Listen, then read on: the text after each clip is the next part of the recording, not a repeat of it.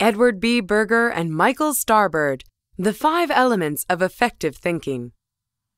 The 5 Elements of Effective Thinking is a complete guide to improving your thinking and, in doing so, bringing about positive change in your life. The book provides you with 5 methods in which you can begin to think more effectively. Improving your understanding of a subject's basics can be interpreted as standing on solid ground or creating a foundation, which recalls the element earth. Then there's the unpredictable and often uncomfortable process of making mistakes, the element fire, still an essential element of thinking smarter. The element air provides a breath of inspiration. This element is about questioning everything, even your own thinking. And finally, the element water represents the constant flow of new ideas, one after the other. The final element, change, harnesses the other 4 to lead you toward your goals. The 5 Elements of Effective Thinking is based on many years of first-hand teaching experience and real-life stories, and provides concrete examples to make abstract concepts easy to understand. Blink number 1. Earth. True mastery isn't about doing difficult things, but about mastering the basics. What's the best way to develop a true understanding of something? Should you learn as much as possible about a subject, for instance? Actually, no. The key to developing a true understanding of an issue is to master the basics. The basics make up the foundation of any skill or talent, the core of any expertise, just like the element earth represents the solid ground underneath our feet. Often a person who wants to become an expert, such as a student cramming for an important exam, will attempt to master as many complex theories or facts as she possibly can at once. This isn't the best strategy, however. True experts are instead concerned with continually and constantly perfecting the basics. Virtuoso trumpet player Tony Plug once gave a masterclass for accomplished soloists in which he requested that they play their most challenging virtuosic piece. As you'd expect, they all played incredibly well. In response, rather than offering advice and tips on how the performances could be improved, Plug asked the soloists to then perform a simple beginner's exercise. While they played the exercise well, none played impressively. Once they were finished, Plug himself performed the exercise, astonishing the group as how virtuosic this basic piece was played. What happened? Plug knew that mastery requires constant attention to and understanding of the basics, as it's the basics that provide the foundation on which we can improve. So when you're faced with a challenging task, don't tackle it headlong immediately. First, consider the basic elements of the task, and through this, you can attack each simpler element successfully. Consider how the U.S. National Aeronautics and Space Administration, NASA, met the challenge of landing a man on the moon in the 1960s. The agency didn't accomplish this goal by immediately shooting people into space. Rather, they started with sending an unmanned rocket to the moon first. Only once NASA had accomplished this basic step did they pursue and succeed in their goal of sending a man to the moon.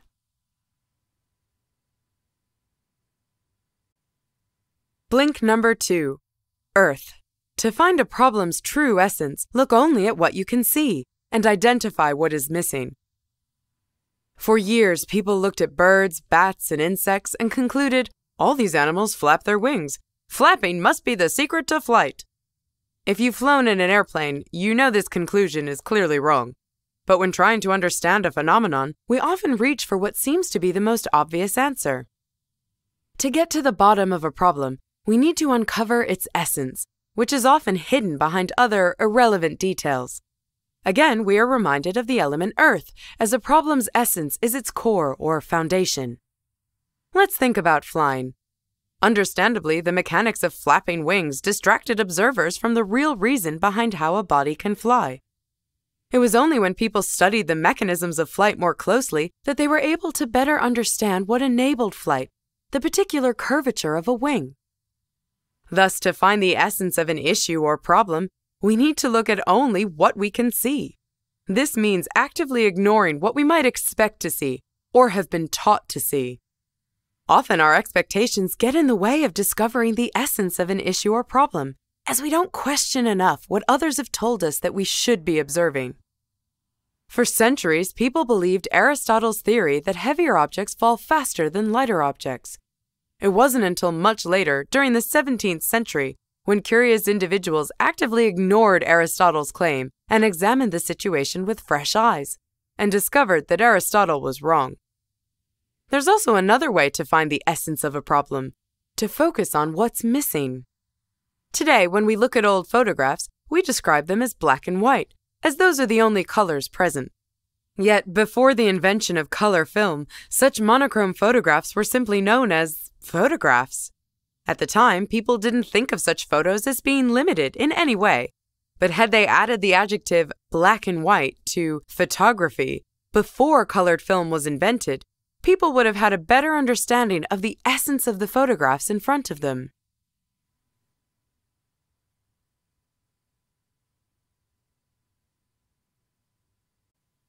Blink number 3. Fire. You have to fail before you can progress and truly succeed. We all have bad days. Yet what distinguishes great thinkers from the average is not the absence of bad days, it's the way a great thinker reacts to them when they occur. This is a crucial lesson. Whenever you make a mistake, make sure you take time to reflect on it. Your accomplishments are built on the lessons you've learned, and mistakes are the basis of your most effective lessons.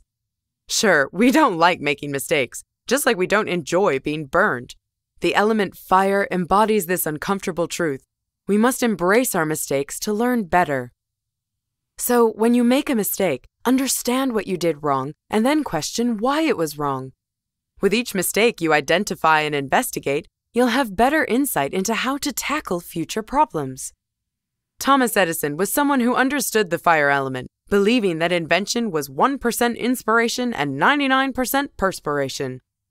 His approach was to experiment, see what went wrong, learn from the mistake, then try again. After he successfully invented the light bulb, Edison was asked about his failed attempts. His response? "I have not failed. I have just found 10,000 ways that won't work." Indeed, an ineffective solution to one problem could be the perfect solution to another. In 1970, for example, a scientist working for 3M Laboratories tried to create a strong adhesive. What he came up with instead was a failure, an adhesive so weak it could be peeled off any surface, leaving no trace.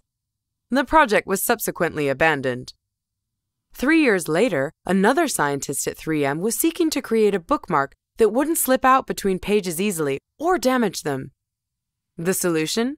That same failed weak adhesive. The scientist's invention went on to become one of 3M's most successful and ubiquitous products, the Post-it note. So, before you consider an idea useless or a failure, take a moment to consider whether your idea might be used in a way you haven't yet imagined. Blink number 4. Fire. Embrace an attitude of being willing to intentionally fail. Many people are deathly afraid of failure. They believe that in failing, they won't ever succeed, a perspective that stops many people from ever trying new things. To be innovative, you cannot be afraid to make mistakes. In fact, because failing can provide you with such useful information, it shouldn't be avoided, but instead welcomed. The element fire reminds us of this. We have to make the uncomfortable comfortable to truly succeed. Although thinking like this is fairly unconventional, there are several ways to encourage it in yourself. First, commit to the idea that you'll fail at least 9 times before getting something right. Whether you're producing a new gadget or artistic work, don't believe that you'll succeed on your very first attempt. By thinking in this way, you'll feel free to simply go ahead and try new ideas without fear. So when your first attempt inevitably turns out to be a failure, you can say, well, that just means I'm 10% closer to succeeding. Let's try again. Second, attack your problem in a way that excludes the thought that your idea is somehow correct. When you write down your ideas without caring whether they're right or wrong, your thoughts will tend to drift more easily, and they'll be clearer too. Leave the task of distinguishing right from wrong or good from bad for later. Finally, exaggerate potential problems on purpose to force mistakes. and then fix those mistakes. Taking your ideas to the extreme can reveal inherent flaws. This is an approach that manufacturers often take. They perform stress tests designed to push a product to its breaking point. In doing so, they gain valuable information about the product's strengths and weaknesses. Similarly, certain companies hire skilled hackers to attempt to break into their computer systems so they can locate even the most difficult-to-find security holes. So the next time you're facing a challenging task, don't allow yourself to be paralyzed with fear. Fail, and then try again. Blink number 5. Air. Force yourself to ask questions, even when you might already know the answer.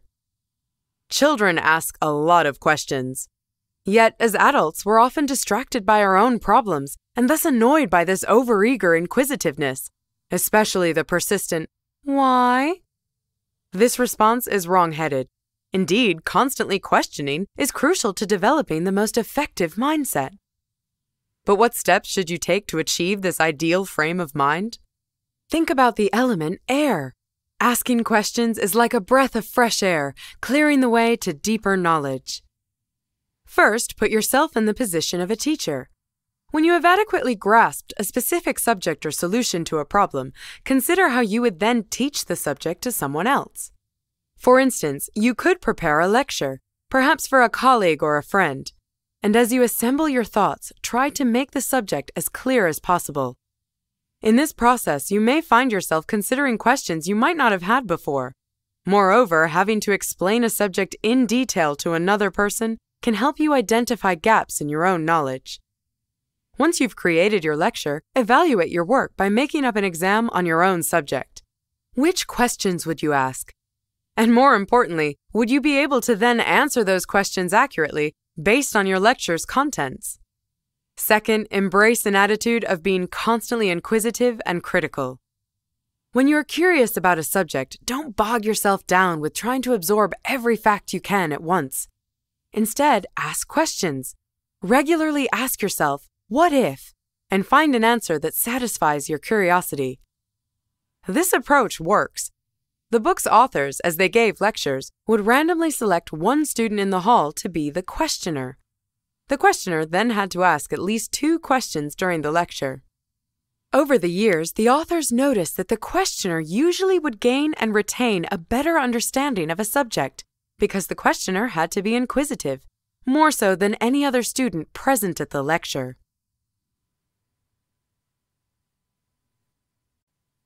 Blink number 6. Air.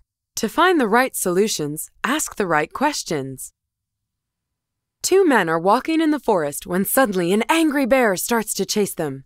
Both break into a sprint. While they're running, one asks the other if he thinks they can outrun the bear and survive. The other says, "I don't need to outrun the bear. The question is, can I outrun you?" Coming up with good questions is an invaluable skill. But what exactly makes a good question? Questions should be effective. They should engage your mind in ways that lead to new insight and solutions. An ineffective question is one that might be obvious or vaguely formulated, one that doesn't lead to action. A question such as, "How can I get better grades?" is too general to generate a response that would actually lead you down the path to better grades. Like the element air, an effective question should provide clarity and focus. How can I manage my time better? Or how can I understand this subject more deeply? Are questions that get to the heart of the matter, where "how can I get better grades?" does not. Yet, sometimes, asking the right questions means questioning your own questions. Think of the last time you were stuck in traffic. You were probably stressed and perhaps came up with a half-dozen ways to fix the traffic problem in your city, by adding more lanes, for example. The reason your solutions aren't helpful? You're asking the wrong question. In this situation, the right question begins with accepting the traffic you're stuck in. So, by questioning your original question, a better question can then be formulated. For example, given the likelihood that I'm stuck here, is there a way for me to use this time effectively? The final type of question is more philosophical in scope. What's my reason for even doing this task in the first place? A very good question. Before you begin a project, question why you're interested in doing it and determine what it is you hope to gain from it.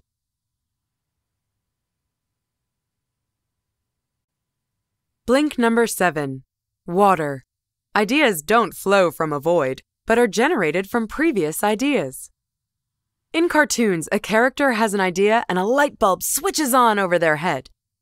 Although this is a popular and visual metaphor, it's far from accurate. That's because every new idea has its own history. New ideas don't come from nowhere. Rather, they are simply variations on existing ideas. Like the element water, ideas flow from the past to the present. In the 17th century, for example, Isaac Newton and Gottfried von Leibniz independently formulated a branch of mathematics that would change the world: calculus. Yet, a closer examination of history reveals that all of the necessary elements to come up with calculus had already been conceived by other mathematicians. Even Newton himself admitted that he was able to see further than others only because he'd stood on the shoulders of giants. In short, Newton and Leibniz took just a small, albeit crucial step forward based on the ideas of the past. And after them, even more ideas marched on. While Leibniz's published theory was just 6 pages long, current theoretical writings on calculus weigh in at 1,300 pages. In other words, after the two men came up with their theory, generations of mathematicians added their own small contributions. So, what does this teach us about developing our own ideas? Whenever you're trying to develop an idea, you should look to the past and explore the rich history of ideas. How did past thinkers develop their ideas? What do you think they were thinking at the time?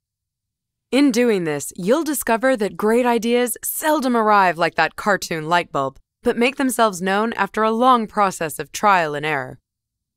Once you accept this, you'll let your thoughts flow like water, and you'll reach your goals sooner than you know.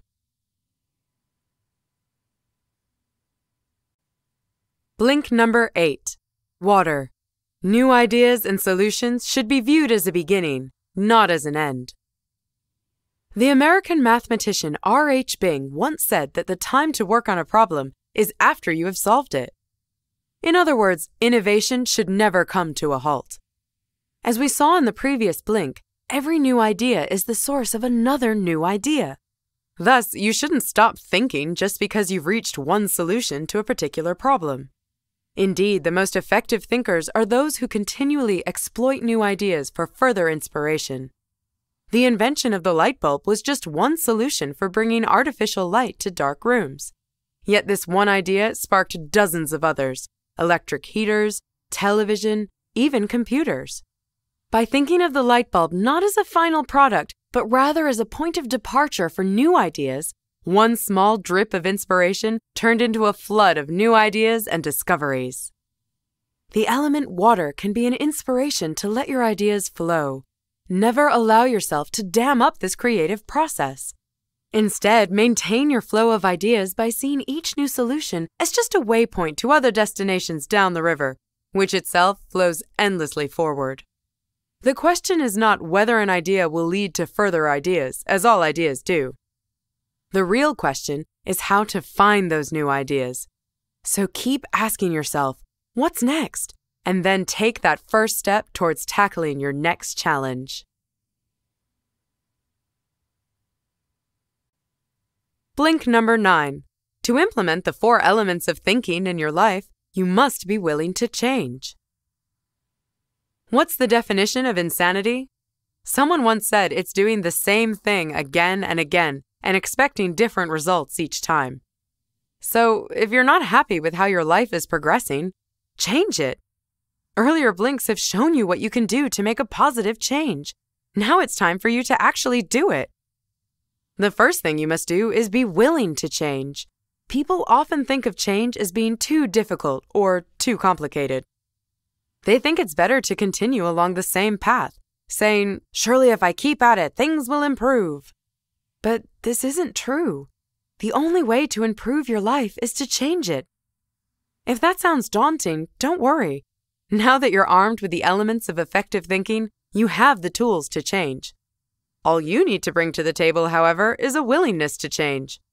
Sure, it's not easy to go out into the world and make mistakes on purpose, but you must accept that this is the only way to generate better ideas. So don't concern yourself with the risks involved. Just do it. However, it's not enough to do this just one time. To transform yourself, you must be prepared to change and evolve constantly. There is always room for improvement. This process is somewhat like renovating a city. While people usually tend to think of an ideal city as complete and perfect, by thinking effectively, you will see that an entire city cannot be renovated all at once, but rather in incremental steps. Fixing one area takes time. And once that area is ready, the next area will also take time. This process will continue until the moment you believe you're finished, at which point you should begin working on the first part again. The 5 elements can help you on your path: the earth centering your ideas, fire inspiring your confidence, air clearing your thoughts, water helping your ideas flow from one inspiration to the next, and the final element, change, leading you to success. You just heard the blinks from The 5 Elements of Effective Thinking by Edward B. Berger and Michael Starbird. The book's key insight is that extraordinary people are just ordinary people that think differently. By using the proven methods of effective thinking, that ordinary person that thinks differently could be you.